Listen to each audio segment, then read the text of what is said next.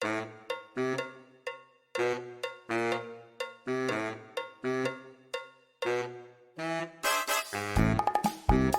has Come to Daddy with Reuben K, the podcast for people who never fully weaned or latched, but have a very complex relationship with suction.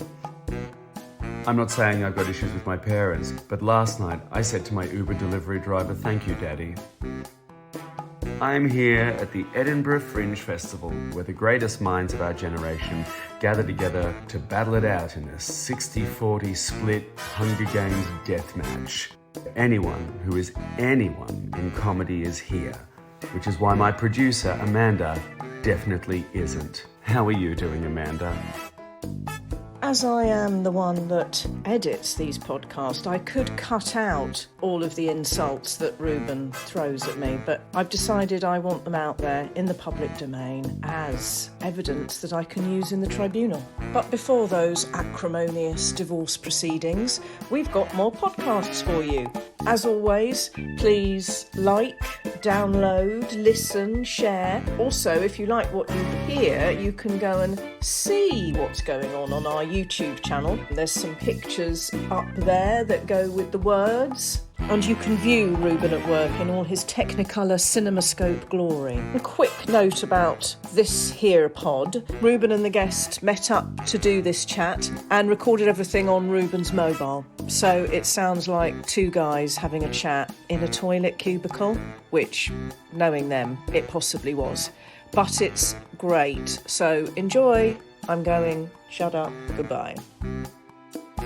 So let's get into it. My guest today is a comedian whose parents are both pretty cool, but still happily married, which makes me wonder where in God's name he gets all the award-winning material. And trust me, it is award-winning, and I fucking hate it. He credits his mum with helping launch his comedy career, and she definitely made a good call, as he now has 10 plus international tours, a book, and shitloads of telly, including 2 Netflix specials under his belt. I loathe him. Come to Daddy, Daniel Sloss. Hello, friend. Hey, what are you? You live in Edinburgh? I do. You're an actual comedian who lives in Edinburgh instead of just comes here for the month of Edinburgh. Yeah, no, so I get to say it for the other 11 months, where it's still beautiful and there's, less of you cunts in it. It must be so nice. Don't get me wrong, I love it because it's like all of my very talented friends from all over the world coming to where I live, to where I live for a month, to develop alcohol problems and drug problems. Yeah. And they're like, do you want to do lunch? Do you want to hang out? And it's still like exhausting, but like it's a good exhausting. I get to see so many. How many shows did you do this Edinburgh? 2. I did 2 shows. And my favourite thing has been to go around with my wife, because she genuinely said it out loud the other day. She was like, I just wish the Fringe could just be like a week longer. And I'm like, quick, come say that in front of performers. I want to see them spit on you. Yeah. I was about to say, if any of these comedians knew how to cock a shotgun, you'd hear it. But they'd all just break a nail. Yeah, I did 2 shows. I've seen fucking 21. I'm having the time of my life. The thing is, like, I always think it's so important in comedy, especially, like, to make sure you become friends with the people you find funniest, because that's the only way you're going to get funnier is with... And that's why Daniel stalked me. Yeah, I did. I found you in the lobby of the Just for Laughs hotel. Yeah. And he latched onto me like a remora onto a shark. God, it was the only reason I downloaded Grindr. My wife doesn't believe me, but I was just to find out where you were in the building.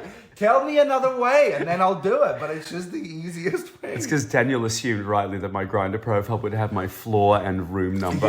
Yeah. And also, whenever you were getting closer to me, it just played the Jaws theme tune. Hey, this is my little parental questionnaire, and it's quick-fire answers. Okay. Names of parents. Leslie and Martin. Fantastic. If they transition, you don't need to change them. Yeah.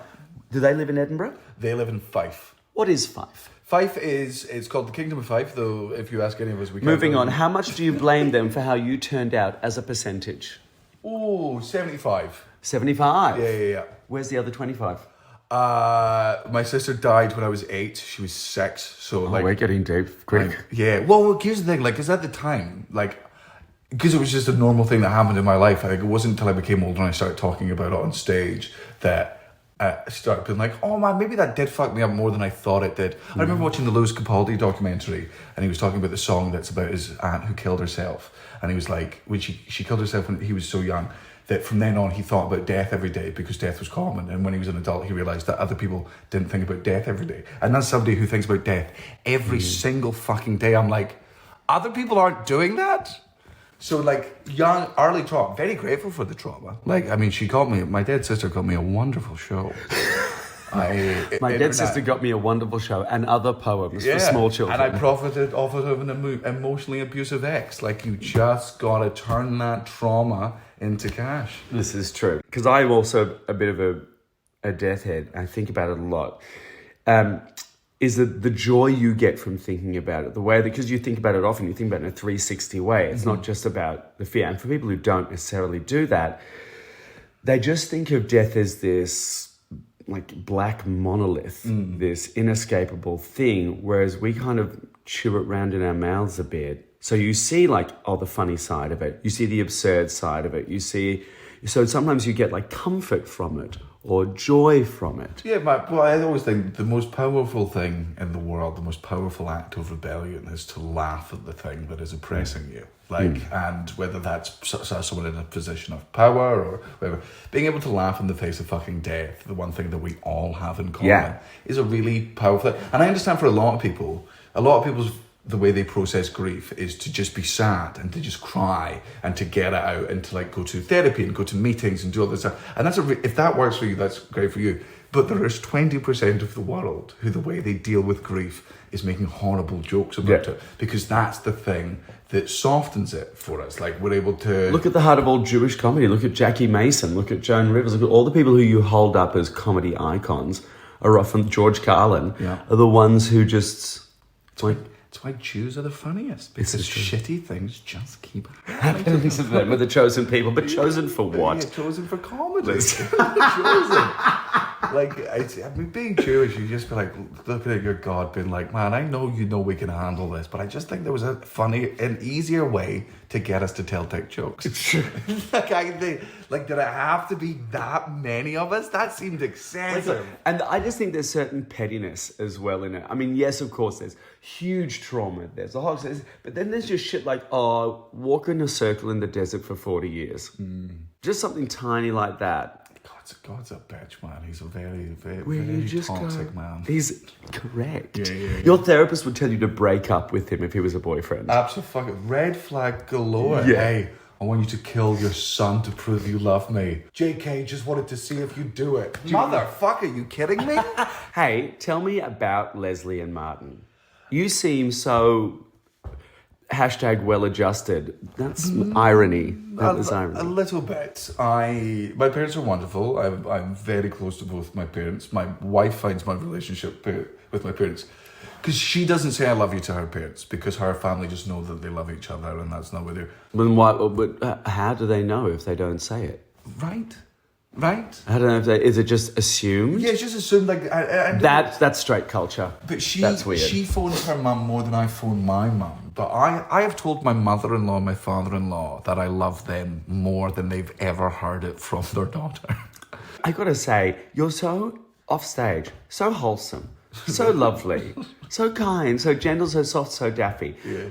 On stage, Bag of shit. You look like what happens if you deny school shooters access to guns. Yeah, man. The only reason I would never live in America is because if I had access to guns, I would kill so many people. Yeah, you're an angry boy with a list. And my mum is. I remember being like 13 or 14 years old, and I've always ranted. The world's always been unfair, and there's been injustice in it, and I've always thought the answer to it was to just fucking scream and rage about it. Yeah. And obviously, the only way to get people to listen to your rants is to make them funny. Otherwise, they're just bored of you ranting. And my mum would just listen to me have these fucking tirades in the car, and she's just like, where is all this anger coming from? Like, all we ever did was love you. We look after you. We're very liberal parents. They're very cool. Like, it's a very little Lord Fauntleroy thing to have everything and still be furious at injustice. Yeah. I am. I'm such an angry person, and the big difference between me and my wife. And I just didn't know people like this could exist. You've met her. She's the happiest person. Her base setting is just happy. I'm in therapy. And I'm talking to my therapist, and we get to like this fucking breakthrough point where I suddenly realised that I have anxiety, and I've been covering up my anxiety with ego, and that's why all through my 20s I was this massive fucking ego, and that was so I never had a moment of the crippling self-doubt. And it wasn't me realising that it was all this fucking cover-up, and then I started going over my thoughts in my head, and I'm like, oh my god, I do have a really bad internal monologue.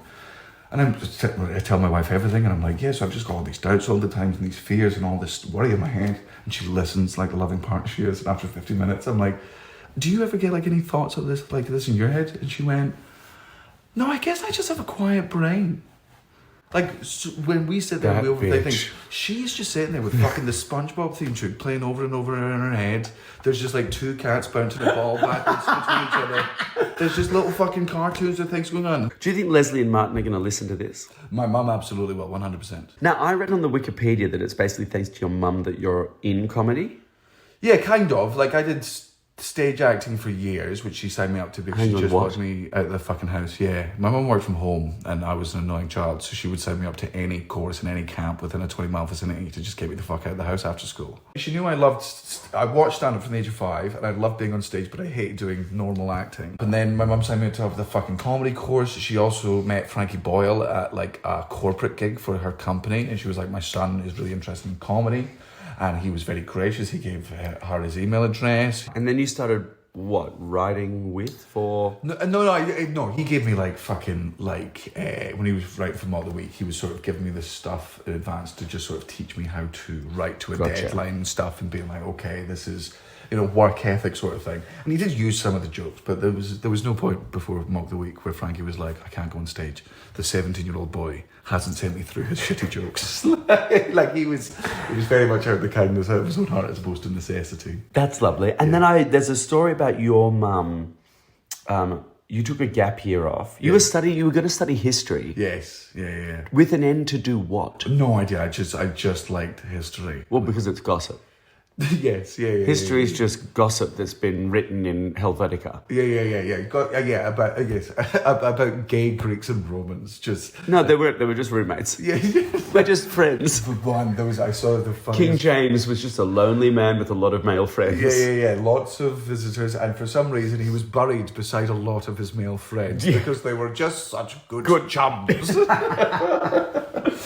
So you were going to study history, and you took a gap year. Yeah, to pursue my mum's suggestion. She went, lots of people take a gap year at the end of university. Why don't you take a gap year before? Because things were going well in my career. I just got to the final of So You Think You're Funny. I just signed with my agent, who I'm still with. You signed with an agent at, 18, 19? 18, yeah. And then she was like, just, do that. And then I did a gap year, and by the end of that gap year, I did my first fucking Fringe. I had a fucking pilot picked up for BBC. And fucking, I've always found this funny. I emailed just an email address at Dundee University, the only one that accepted me for history. And I go, hey, I said I was going to defer it for a year, but just to let you know, comedy's going well, so I'm actually not going to come to university at all. Thank you for accepting me. They're like, hey, you've actually sent this to the wrong place. Can you fill out this form explaining your reasons and send it back to us? I'm like, no.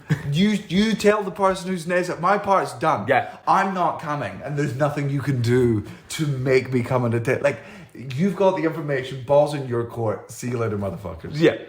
This is fair. But in that gap year, this is about the detail that I find interesting about this is mum just made you sit down at the dinner table while she was working and write jokes. While she was at home working in her office, my mum worked from home, so while she was working, being outsourced by the fucking UN for global warming stuff. We'll get to that later. She's writing all this. I would be sitting on the other side, and she wanted me to she was like, if this is going to be your job, you have to treat it like a job. You have to have a work ethic, and that's, that definitely helped my career. Like, I did... The first 3 or 4 Fringe shows I did were dog shit, but nobody fucking remembers them. And after those first 4, I suddenly was able to turn out a really good hour every year. Are Leslie and Martin funny? It's so fucking funny. Very, very funny people. But the problem is my mum is a very happy person and doesn't need her love and affection from strangers. But when she does speeches and talks for work, and she's very funny in those. And my father, who is an introvert, if he wasn't an introvert, would be a very, very good stand-up comedian. My dad, it will go to all of my friends' shows when they're doing previews, and they will come to my dad for tags because he's got a really good comedy mind. He couldn't, and you know, I don't think he'd be able to write like a full routine. But sometimes an editing mind. And he's got a comedy mind. They're both. My parents still to this day will come to my shows and be like, I think that could be tight. Okay, how do you take notes from your parents? Because I have creative parents. Yeah. The listeners of the pod will know, and they have notes Yeah. all the time, and they try and give it to me, and it just burns me. It does something to my emotional thing where I have a reaction, and I've now had to say to them, I can't take critique. I just need support. My mum's very good at, you know, she's always said, if you want Daniel to do something, ask him to do it once. And if you never want him to do it, ask him to do it twice. Like, you ask me to do something once, I'll do it. If you ask me to do it a second time, just out of sheer fucking stubborn, I will not do that fucking... That's brilliant. So her thing was always, she's like, I will give him the fucking notes, I will tell him what I think, and it's his job to just take it on board or not. My dad will occasionally be like, I think this line is funny. My dad will... It's so fucking funny. My dad will go back to like jokes that I used to do that I eventually cut out of shows because they were the weakest part of the show. And he's got this, he will remember the routine and he'll be like, can you bring this back now? Because you're a better comic now. So maybe you can get this joke working. I thought it was a really funny bit, but just because you were younger and more amateurish. And he remembers these jokes that I don't fucking remember. And he's able to like do them almost word for word. Like, you know, my parents are like... And they were like comedy people before you. My mum and dad, became when they got married in London, they would go to a comedy club called Screaming Blue Murder, which was hosted by, I think it was Phil Dupuis. And when Phil Dupuis couldn't do it, it was Eddie Izzard. And it was to like anywhere between 12 people or 100 people depending. And they just watched all these comedians cut their fucking teeth. Like, so my parents love comedy. Just give us a rundown, just quickly, what are Martin and Leslie's jobs? You mentioned the UN before. My mum has a PhD in microbiology and biochemistry, and she's the leading expert in Europe on mercury emissions and greenhouse gases. And so for the first half of her career, her job was looking at mercury emissions in coal and how we can do safer burning. And in the past 3 years, because the West is now obsessed with lowering its carbon footprint, what they're doing is they're making India do everything. And obviously, if India doesn't stop using fossil fuels, the world is fucked. But it's very hard to tell a developing nation that they have to stop this thing that brings in and holds up a lot of their economy. So she's helping them transition into a cleaner and better. Because all of India's coal burning stuff is very out of date, and it's her job to sort of make it better. My father is a computer programmer who works on underwater sonar, where you stick something to the bottom of a boat and you go over a shipwreck and it will give you a 3D scan on the computer. He was responsible for like the technology and like the first 3D live X-ray, where you could see the heart beating in real time and the lungs breathing. Viciously into intellectual people. Is anyone else listening to this and thinking, why are we the ones on this podcast? Oh man, my mum and dad would be so brilliant on this podcast. My mum, they're both very funny. My dad would be shy at first, but my dad is not shy around comedians because he loves comedy so much. That like he won't talk to like any of his fucking high school friends, but if I set him at a table, eventually he'll get the confidence to just talk about comedy to comedians. Yeah.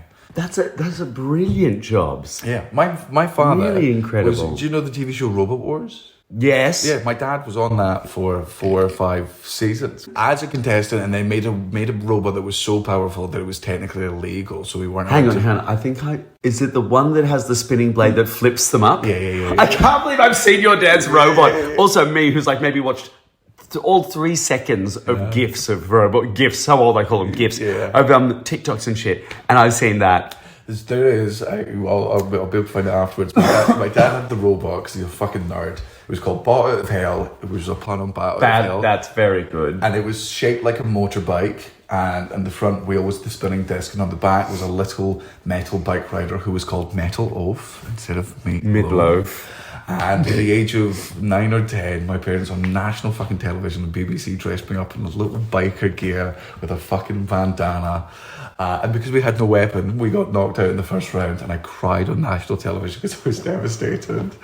But then after that, because my dad's so fucking smart, the house robot guys were just like, how did you get it to do this thing? And my dad like took the back of their controller off and went, that's wired wrong and you need to do this, and if you put it on this frequency it'll be better. And ended up getting like a job working on the show for 2 fucking weeks, which is like nerd mecca. Yeah. Your family suffered like a pretty severe loss when your sister died. Can you just tell us a little bit about it? Well, she had cerebral palsy, which is like a condition which you get. It's not in the womb. You get it when you come out. Like, I think she had the cord around her neck and stuff. So it just basically starts their growth. I think the doctor said to my parents that like she was not going to live until she was like beyond 5. But she made it to 6 or 7. She was a very happy girl. She, fucking very disabled. Like, couldn't walk, couldn't talk, laughed at everything. Farted constantly, and they were like room destroyers, and then she'd find that very funny. It's not far from you as a personality type. No. But man, we always laughed about, like, you know, how, man, if you have a disabled sibling, it's very funny. Like, man, they're fucking. It's a weird fucking situation. You get put into uncomfortable fucking scenarios, and you're comfortable with it because, you know, fucking. It's your everyday. She's my fucking sister. I don't give a shit. But other people get uncomfortable about it, and that's where you. Other people get uncomfortable because of their own fear of disability, death, vulnerability. Oh, I'd never want it to happen to me. And then they get worried about your feelings as sort of a masquerade for their own We used to fear. love parking in the disabled spot and making sure Josie got out of the car last. Because, so you'd park this big fucking Toyota Previa as close as you fucking can. And also, by the way, here's a little, for those of you that don't have disabled siblings, right? They don't need better parking. They're in fucking wheelchairs, right? They should be parking the farthest away from the fucking Asda, right? She's not getting fucking tired. There's no advantage to my sister getting out closer. It's but Only if the parking is downhill. Yeah. If they have to roll up, then it's an issue. Then it's fucking cool. That's where elevators and fucking ramps come in. So my dad would get out of the car, not disabled. My mum would get out of the car, not disabled. And you can see other people in the car park angry. And even though they don't have a right to the disabled parking, mate, they're angry that somebody else is cheating the fucking system. Then I get out of the car, I ham it up a little bit. I'm like, am I not? Not all disability, not all disabilities is visible. Is this like a limp or is this a brain thing? Yeah. And then Captain fucking Spaz gets out. And she's garning and fucking laughing and screaming. And you can just see all the anger in this person's face dissipate, being like, oh no, she gets the spot. Yeah, fantastic. And she died when? She died when I was I think I was 7 or 8. Yeah. I remember, I mean, the day is burned into my fucking brain. Like, she would go to hospital all the time because she just kept trying to die. Yeah. That bitch got me in so many ambulances, and that made her an excellent sister. And there was just one night where, you know, I think my fucking mum and my dad woke me up at 1 a.m. and they're like, Josie's having a fit again. And I'm like, all right, fair enough. And sometimes they were bad enough that we had to take her into hospital. So I went over to my neighbours who were used to me staying there whenever Josie needed to be rushed in. And then, like, the next morning, I wake up and I put on my school uniform and I go downstairs and my neighbour is just sobbing. And I'm like, well, that's a weird thing for someone to do. Maybe she had, like, a bad dream or something like that. And I'm like, I'm going to go to school. And she's like, oh, you should go home first. And I'm like, no, I think I'll just go straight to school. Like, it's actually closer. And she was like, go home. And then I got back and, like, my dad was home from work. And I'm like, fuck, I love when dad's home from work. That's class. And then my grandparents were there and everyone was sad. And I'm like, oh, this isn't good. And then I think it was my mum said Josie's dead. And I remember, I think my grief at the age of 8 was like 5 minutes of me like falling down, just screaming and crying, and that obviously setting everyone else off. And then becoming so instantly uncomfortable at the fact that like all of the funniest people in the world, like my mum, my dad, my grandparents are very funny, my uncle's very funny, my aunts are funny. There's all these funny people and none of them laughing. And I fucking hated it. I hated that they weren't laughing. So obviously I was like, well, that's the responsibility of an 8-year-old to try and make these. And so I was making jokes way too fucking early. Way too fucking early. my uncle, my mum always tells the story. I wasn't allowed to go to the church bit of my sister's funeral. Because even at I was a young age, I've always been a very angry atheist. I have no respect for any religion. No. I will keep my opinions to myself, but I don't tolerate stupidity. And they were like, well, we're not going to take him to a church where he's just going to scream and talk about how bullshit it is. Like, religion is important to other people, and if he can't respect that, we're not going to. Yeah. But I'm allowed to go to the bit where they fucking stick her in the ground, and the hearse pulls up beside the house, and my uncle's there with me, and he's just like, he's watching an 8-year-old process grief, seeing his sister come in this thing. And he's like, what do I say?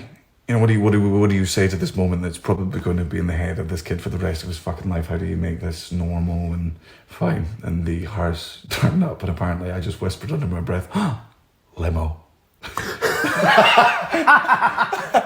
And my uncle had to be like, it's not a limo, but I'm like, man, that is a fucking limo. As a limo. It's a limo with a bed. Yeah, so we followed the limo. We're not allowed in the limo. That was weird. I remember being annoyed at that. And You weren't allowed in the limo. I remember getting up to the where they're sticking her in the ground, and everyone's there and crying, and it's sort of I'm like, okay, this is, a moment. And then my teacher was there. My teacher was there outside of school. You ever seen a teacher outside of school? Oh, it's very weird. It's so exciting. Yeah. They're not in school teacher clothes. They're just wearing black for some fucking reason. She's there, she's crying, I'm waving, she doesn't care. I'm like, from primary.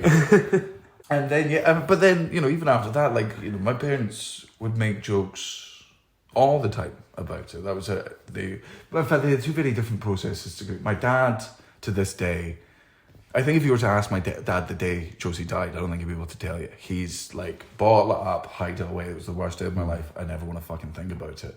Whereas my mum, I think, processes emotions more in the way that I have learned to, and I think it's healthier. Whereas I would come downstairs and my mum would be watching videos of Josie when she was growing up or whatever, and my mum would be ironing, and she would just be sobbing. And she would watch these things all the time. And me and my dad were always like, why are you doing this to yourself? Like, what? And she's like, no, this is good. Like, I like being this sad because that's how much I love my daughter. I don't want to ever forget how much I love this person. And the fact that this still hurts as much. And I was happy then. And I am happy that I got it. And for years and years, that was mind-blowing to me. I'm like, that's just you burning yourself with something and being like, but I'm used to the pain. Mm-hmm. And then now that I'm sort of older, I'm like, there is some real beauty to loss, to miss someone and to love someone so much that it can make you want to die when they're gone is something special. And I kind of get it a bit more now. One of your therapists said, I love that you have more than one, that losing a sibling at such a young age made you yearn for love and stability and kids. Mm-hmm. You've now achieved all of the above. Yes. How old is your son now? He's 18 months. 18 months. Yeah. I've met him. He's beautiful. He is. He's definitely Kara's son. Yeah. Like it's the people who don't really look at him are like, oh my God, he looks just like you to me. And I'm like, he doesn't. He has blonde hair and blue eyes. And if that's from a police description, like absolutely. But he's got her nose. He's got her happiness. Like he's just wake up every day is a fucking new day. Aren't we? He's just happy to be here. Which is good, because when you become a parent, you really self-reflect all the things in yourself that you do not want to see in your child. Yeah. Like, I'm like, I don't want him to have my fucking nose. I don't want him to have... Oh, I thought you were just going to say about, anxiety. But no, you're thinking purely physical. Well, man, look, if he gets my cock, he'll have fun in his fucking 20s. That'll be fun for him and give him confidence. But I don't want him to have my anxiety. I don't want him to have my predilection to addiction. I don't want him to... if he were to become a comedian, I would think I failed. Yeah, right. I was going to ask that if you would say, would you want him to follow into comedy? No, because I would either he's getting into comedy because something happened to him in his childhood that made him need it. That's the way he processes fucking trauma, or worse, he wants to do comedy because he thinks it's the only way he can get my attention, and that means that during his life I've made comedy seem more important than him. And as much as I love comedy, and she has been my mistress for almost 17 years now, she does not compare to the love I have for my son or my wife, and they will always be my priority. What lessons will you take from Martin and Leslie when you're raising your child? To just, to be loving parents, and to when they fail. My parents, they would admonish me when they needed to, and they would guilt trip me when they needed to, but everything was up for discussion. I was always allowed to outwardly process my emotions, and I was, we got into arguments and stuff, and it was all stuff I did. but my parents were very patient, and they would have they would treat me like an adult from a very young age, which was good. And yeah, I mean, I remember at the age of fucking 18, I think my mum found my weed stash and she brought it up to me and we spoke about it for a bit. And I was like, look, I'm getting into the stage of my life where I can either be honest with you about everything, or you can choose for me to select when you want me to lie to you. And I'll make that decision. And she was like, I would much rather you're honest with me about everything. And I'm like, okay, but you can never take that back now. Yeah.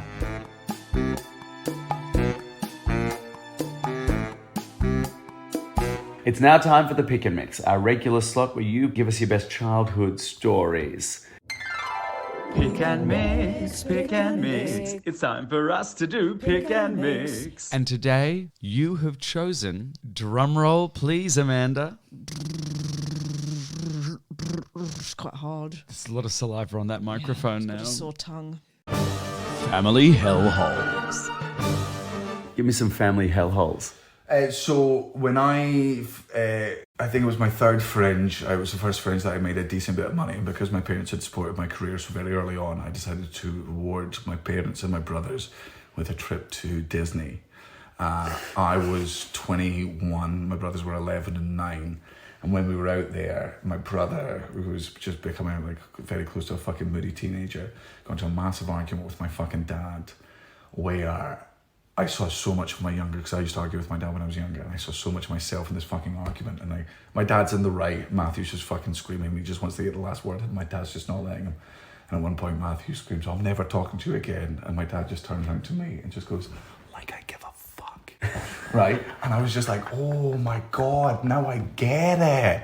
Like, oh, and I had this moment where I took him and my mother aside, and I'm like, I just want to apologise for all the years of my teenage when I would fucking yell and scream at you, because now that I'm on the outside and seeing what it actually is, I realise how fucking, stupid and annoying I was. And they were like, oh, thanks, man. That's lovely. What a little shit. It's a nice moment when you start relating to your parents as an adult. Yes. And you start seeing them and they start seeing you as this, oh yeah, there's a little more equal ground here. Yeah. Praise you like they should. My parents are thick and fast with praise. They are very, very proud parents. But I think they feel that they're a counterbalance to me. And for so many of my career, I was an arrogant, very confident, I'm the greatest thing to happen to fucking comedy guy. That like with my parents and my wife, they're definitely less frivolous with the compliments now, because they're like, it goes to his head and then we have to deal with this fucking rants about how great it is. But now that I'm in my 30s and I'm becoming more insecure, I'm like, just a bit more. Yeah. Like, I love nothing more than when I do a show and I walk off stage and there's like, Cara's just very attracted to me because she's just seen her husband go on stage and smash to 3,500 people, and there's just this look in her eyes of like, that's my fucking husband. That's I'm not saying I want that from my parents, but like the non-sexual version. Yeah, of course. Hey, there's one last thing, and then you're free. This is called Shall I Be Mother? Shall I be mother? You have to look into my beautiful, bloodshot, sleep-deprived eyes and imagine that I am Martin or Leslie or a horrid Freudian amalgamation of the two. Yeah. And just tell them what? Tell them what you'd like to say. Thank you very much for all of your support over the years. I understand that several times I was probably not the easiest son to love. You never took any of it away. It helped me become the father I am today, being inspired by how good you were both at being parents. And I'm sorry I don't phone as much as you would like me to, but I'm very busy. Daniel Sloss, thank you for coming to Daddy. Thank you so much for having me. Hello, listeners. If you've enjoyed this episode of Come to Daddy, but found the guest tedious, don't worry, you're not alone. I'm in the same boat. And luckily for you, you can come to my solo show. I'm touring around the country with no pesky guests to interrupt my genius. I'm bringing my solo show to Europe and to England, because they're separate now, for God's sake. So if you're in the UK, if you're in Cambridge, Manchester, Brighton, Leeds, Bristol, Sheffield, or London, I'm bringing my show The Butchers back to your town. Or if you're in Europe, in Antwerp, Oslo, Amsterdam, Stockholm, Helsinki, and possibly Berlin, we're working on a date, look up my website, reubenk.com. Tickets are now on sale, and I'm very happy to say, moving fast. And I hope to see you there. If you can't come to Daddy, come to me.